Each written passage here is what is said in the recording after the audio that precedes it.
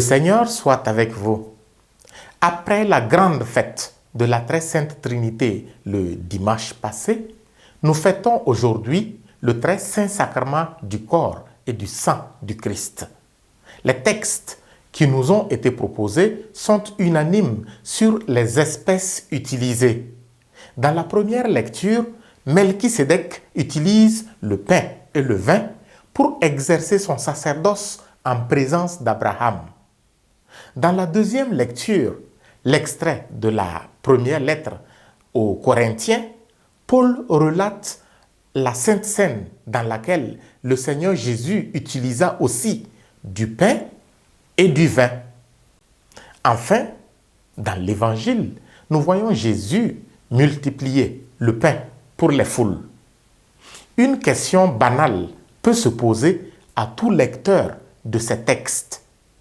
Melchisédek, comme Jésus, pouvait-il utiliser autre chose que du pain et du vin?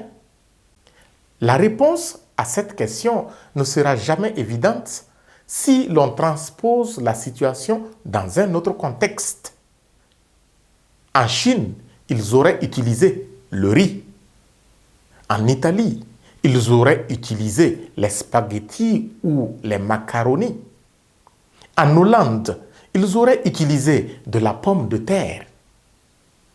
En Côte d'Ivoire, ils auraient utilisé de la tiéké. Et au Burkina Faso, ils auraient utilisé du thau, etc. Pourquoi nous pouvons le dire? Quand les prêtres consacrent les espèces, le pain se change en corps du Christ et le vin se change en sang du Christ. Ce mystère s'appelle, en gros français, la transsubstantiation.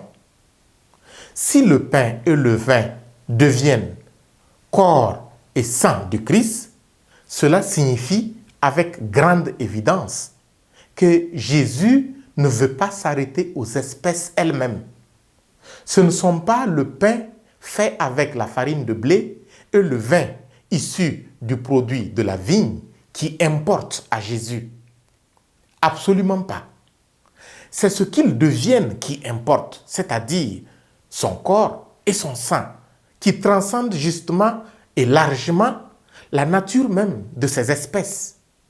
De ce fait, ils ne peuvent être réduits à une seule expression de nourriture.